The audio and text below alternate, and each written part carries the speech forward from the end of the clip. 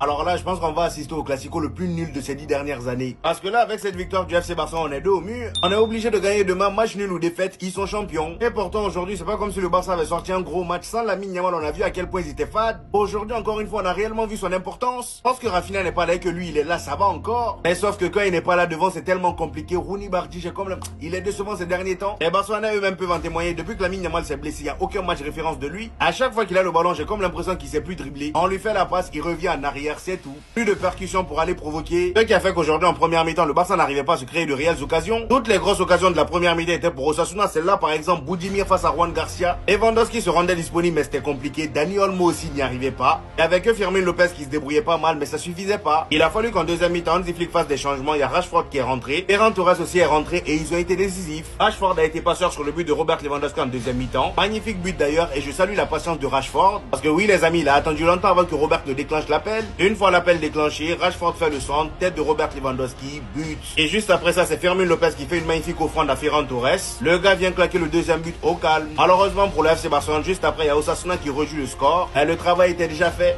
Comment j'aimerais pas être à la place d'un supporter du Real aujourd'hui. Donc là, demain, le match que vous allez jouer, ça va être un supplice. Parce que quoi qu'il arrive, vous allez être perdant. Si vous gagnez pas le match, le Barça sera champion directement demain. Vous donnez le titre au Barça directement. Si vous gagnez demain, ça voudra dire que le Barça sera champion pour le Classico.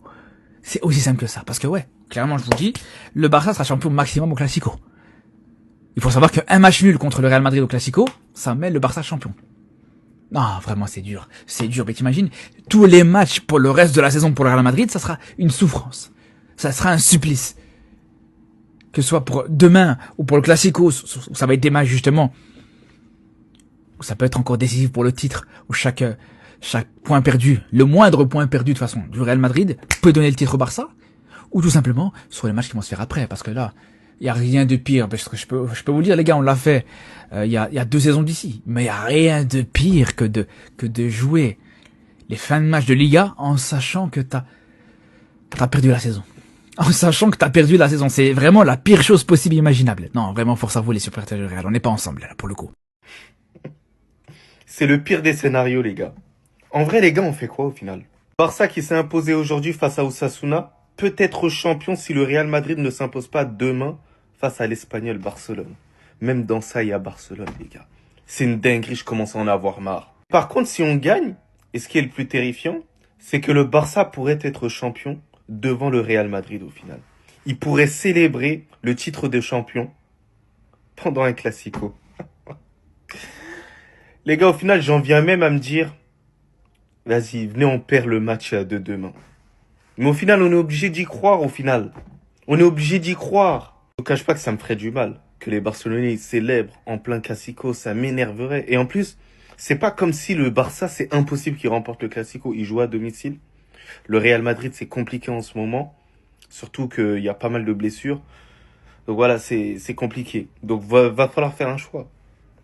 Dites-moi en commentaire, vous préférez perdre demain ou potentiellement attendre le Classico? Et on ne sait pas ce qui va se passer. Dites-moi en commentaire.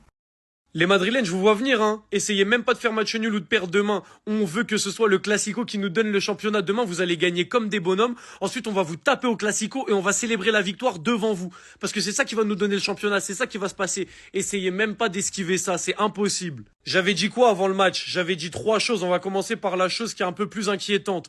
Lui, je vais m'occuper de son cas dans la prochaine vidéo très clairement. La deuxième chose que j'ai dite, c'est quoi? C'est Lewandowski dans ce genre de match, il aime trop faire la différence. En plus, il a annoncé son départ du club, etc. C'était sûr que pour la belle histoire, il allait marquer. Résultat des courses, c'est but. La troisième chose que j'ai dite, c'est qu'on avait le meilleur gardien du monde. Il y en a encore qui sont venus me dire que je disais n'importe quoi. Aujourd'hui, il finit encore MVP. Qu'est-ce que vous avez à dire? Qui est meilleur que lui cette saison? J'attends seulement des noms. Bref, on va pas mentir aux gens, ceux qui sont pas branchés, vous avez pas raté grand chose, le match il était atroce à regarder. Au final on met 2 buts, celui de Lewandowski, il est beau, Ferran Torres c'est un beau mouvement avec une belle passe de Fermin. Au final on se met dans la merde 2 minutes après, centre-tête, ça finit à 2-1 avec 8 minutes de temps additionnel comme par hasard. Mais bon, le Barça cette saison c'est trop solide et même dans les moments où tu serres les fesses, t'arrives à gagner les matchs. Et c'est ça qui te fait que t'es champion à la fin. Cette soirée, il y a 2 pincements au cœur. La première, c'est que Lamine Yamal, il est obligé de faire une story pour Ferran Torres parce qu'il est pas sur le terrain à cause de sa blessure. Et même si pour le geste, c'est hyper beau, moi j'ai envie qu'il soit sur le rinté. Au vu de ce que Rooney Bargi sur son côté, il a fait. Et le deuxième pansement, évidemment, c'est que notre capitaine n'est pas rentré sur le terrain, même pas une minute à gratter. Je voulais qu'il rentre, qu'il se mette en jambe, parce que le prochain match, c'est le Classico. Au final, il n'est pas rentré. On a eu tout le monde sur le rinté, Rashford, même Araujo. Et lui, il n'a pas gratté. Est-ce que c'est parce qu'il n'était pas prêt ou est-ce que c'est un choix d'Hansi Flick? On le saura bientôt.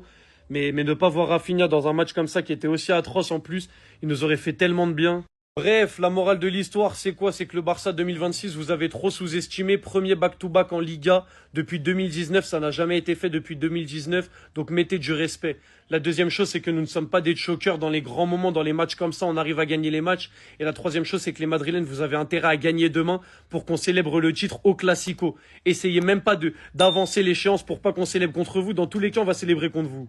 C'est pas possible, le Barça ils ont joué contre des plots. Le but de Lewandowski il est magnifique mais regardez combien de temps Rashford il a gardé le ballon dans les pieds sans que personne l'attaque. Carrément il lui a fait un signe à la Toni Kroos, pars t'inquiète je vais te la mettre. Regardez par vous-même, parce que l'ancien il a mis du temps à comprendre, au début il voulait pas y aller. Dans toute la séquence que je vous mets, Rashford il a le ballon. Le pire c'est qu'avant cette ouverture du score, l'absence de Lamine Yamal elle se faisait tellement ressentir. Maintenant j'espère que les gens ils comprennent pourquoi il y a toujours 4-5 joueurs qui défendent sur lui. Tu vois que sans lui il y a personne qui arrive à les provoquer, dribbler, ramener du danger. Et quand tu bloques Lamine Yamal, t'as bloqué 80% de leur jeu. C'est pour ça que quand Hansi Flick il dit moi je suis capable d'aller rivaliser avec le PSG ou le Bayern, je le vois comme un fou. Parce que chez eux, le danger il vient d'absolument tous les joueurs offensifs. Et tu vois que défensivement, ça reste assez fébrile à l'image de cette action en première mi-temps où Boudjimir il aspire 2 défenseurs avec lui. Heureusement pour eux, ça finit sur le poteau, mais ça aurait pu tout changer. Ou sur le but du 2-1 où tu vois Graoul il est tout seul, il arrive à mettre la tête. Mais bon, en vrai, ils ont géré leur match, victoire 2-0. Si le Real Madrid perd son prochain match, le Barça sera champion ce week-end. Et si le Real gagne, il y a de fortes chances qu'il soit champion pendant le Classico. Ça fait très mal. Et pour les supporters du Barça qui veulent garder un souvenir mémorable de cette saison, j'ai un bon plan pour vous. Sur Street Player, déjà que les maillots ils sont pas chers, avec mon code F2B, vous avez moins 20%. Personnellement, moi je l'aurais floqué Lewandowski pour lui rendre hommage. Et en plus sur ce match, c'est lui qui fait la diff. C'est de la qualité, la livraison elle est rapide peu importe où vous êtes, que ce soit en France, en Afrique, le service il est impeccable. La conférence de presse de Hansi Flick après la victoire 2-1 ce soir du côté de Osasuna. Le Barça maintenant est quasiment champion avec 14 points d'avance quand même sur le Real.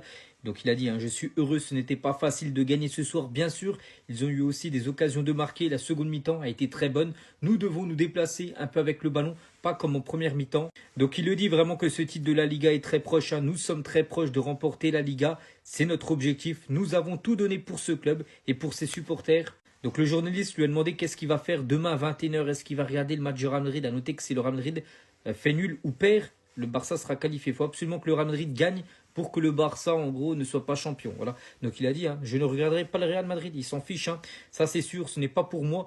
S'il se passe quoi que ce soit, ils me le diront dans notre groupe WhatsApp, en gros, que le Barça, en gros, sera champion.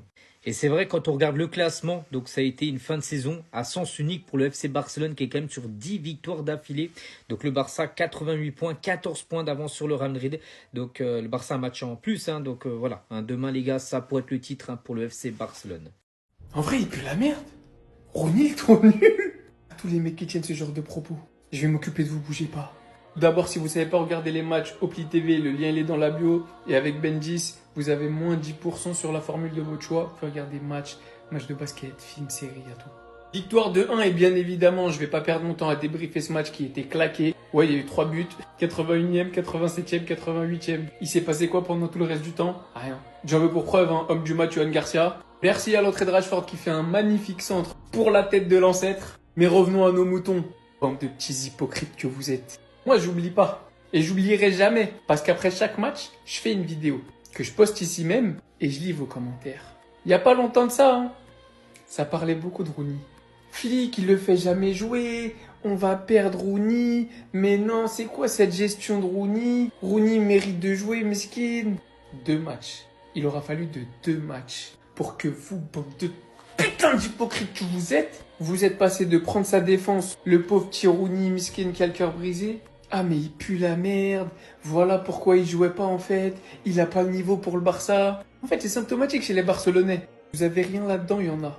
Il est ultra jeune, son concurrent direct c'est Lamine Yamal à son poste, il manque de temps de jeu, et à juste titre en fait. Oui Lamine Yamal il est titulaire, alors pour moi il aurait pu avoir un petit peu plus de temps de jeu, quelques entrées par-ci par-là, mais ça prend du temps de s'adapter. Ça prend du temps de progresser, de développer des automatismes. En fin de compte, tout le monde critiquait, mais c'est bel et bien Hansi Flick qui a la meilleure gestion de Rooney. Il est certainement pas prêt pour être le numéro 1, même en l'absence de Yamal. Le championnat est fini, il lui donne du temps de jeu. Quelques entrées par-ci par-là pour prendre un peu de confiance. Et il doit prouver. C'est comme ça qu'on traite des jeunes dans le football et des remplaçants. Si vous pensez qu'un remplaçant aussi jeune, acheté pour 1,5 million, inscrit avec la B, Doit avoir le rendement de Dani Olmo, joueur expérimenté qu'on a acheté 60 millions.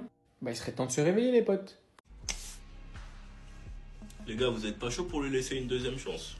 Une deuxième saison, genre? Vous êtes pas chaud? Non, les gars, attendez. J'ai des arguments. Faut pas oublier une chose. Cette saison, elle est à jeter à la poubelle. Entre la pubalgie de Yamal, les blessures musculaires de Pedri, de Rafinha, c'est compliqué. Et on envoie directement Rashford dans le grand bain, tiens, porte-nous. Malgré ça, il est l'un des joueurs les plus décisifs du Barça, faut quand même pas oublier. Certes, c'est vrai qu'on attendait plus, mais ne retenez pas que sa deuxième partie de saison, rappelez-vous aussi de la première partie. Le Barça doit recruter un neuf, doit recruter un défenseur central, doit gérer aussi la situation de Cancelo et potentiellement recruter un latéral droit ou un latéral gauche. Ça dépend si Baldé ou Koundé est vendu. Si le Barça ne peut pas se permettre de dépenser pour le poste d'ailier gauche, moi personnellement peut-être un deuxième prêt de Rashford ou Rashford à moins de 30 millions. Si on les force parce que Rashford veut rester, moi les gars je dis pas non. Parce qu'il faut quand même pas oublier que s'il a un rôle de remplaçant et que Rafinha est en jambes, Rashford c'est un très bon remplaçant. Ce type de passe pour débloquer un match, cette saison il l'a fait plusieurs fois. Enfin bref, sinon vous les gars, vous en pensez quoi? Prenez-vous sur l'impatience ennui. Quand je vois ça, j'ai peur de ce qui nous attend pour le Classico la semaine prochaine, les gars. Dites-vous, il n'y a pas eu pénalty là-dessus. Il n'y a pas eu de pénalty là-dessus, les gars. Regardez-moi cette action. Voilà. Pas de pénalty. Voilà. Le mec se débarrasse littéralement de Pedri. Il se débarrasse littéralement de lui en lui faisant presque une prise de judo. Ça, je crois qu'au judo, ça vaut 3 points, les gars. Au judo, ça c'est clairement une prise, voilà, une charge au sol, ça peut te faire gagner un match de judo. Mais il n'y a pas eu pénalty. Il n'y a pas eu de pénalty, les gars. Comment on peut m'expliquer ça? Alors les gars, cette saison, il n'y a pas de conséquences par rapport à ça. Parce qu'aujourd'hui, la différence de niveau entre le Barça et le Real, elle est abyssale, elle est énorme, elle est monumentale. Donc il n'y a pas de problème. Mais à un moment donné, le Real Madrid finira par revenir à un niveau intéressant à un moment donné, les gars. Seulement quand Mbappé partira, mais bon, ça c'est encore un débat. On fera comment à ce moment-là? On fera comment à ce moment-là quand les deux équipes, on le souhaite hein, d'une certaine manière, voilà, quand les deux équipes commencera de nouveau se regarder dans les yeux, quand les deux équipes se vaudront réellement. Si l'arbitrage sera au même niveau, je vous le dis les gars, ça va être une catastrophe. Et je vous jure les frères, que des situations comme ça pour le Real Madrid, c'est sifflé tous les jours. Le nombre de pénaltys qu'il y a eu cette saison, les frères, du côté du Real, qui ont été très gracieusement donnés par l'arbitre, c'est pas normal. Et donc maintenant, quand les deux équipes vont s'affronter le week-end prochain, là où Tebas a clairement dit et a fait promettre qu'il allait tout faire pour que... tout faire. Bon, j'irai pas jusque là, mais en tout cas qu'il insinuait que le Barça ne perdrait pas tous ses matchs, ou ne gagnerait pas plutôt tous ses matchs jusqu'à la fin de la saison. Croyez-moi bien qu'il va tout faire pour. C'est ce qu'on voit clairement, littéralement ici, les frères.